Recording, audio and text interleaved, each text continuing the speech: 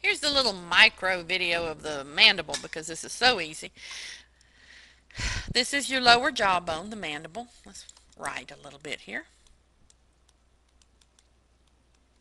And I have two views of it because one of the things you could not see from the standard view. So let's label some parts here. The bone as a whole, as you know, is the mandible, so I've got that labeled off to the side. Let's start on the left side top arrow and name that area right there where the bone meets the teeth. If you said the alveolar margin of the mandible, you are correct. It's an R of the mandible. Then we have the joint in the center where the two bones of the mandible fuse together to make one bone called the mandibular symphysis, which I have no room to write, so I'm just going to abbreviate it. We have this little hole in the chin area, which we learned in chapter 1 was called the mental area. So this is the mental foramen.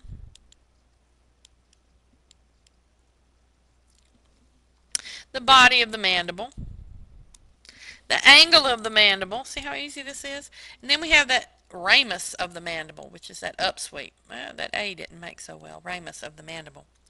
Now we have some other parts that I've labeled on another view. We have another hole on the inside of the ramus called the mandibular foramen.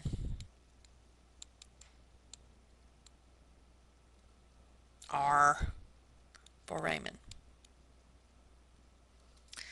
We have the mandibular condyle.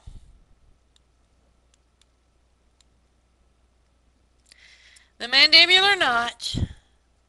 You know, everything's mandibles. We got to do that. So maybe arch. In some books it's arch. And on the front we have the coronoid process. I think it's an O.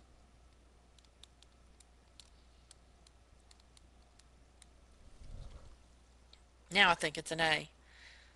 I haven't had any caffeine. That's what that's all about. Okay, so that's the mandible, and that's pretty much got the mandible covered.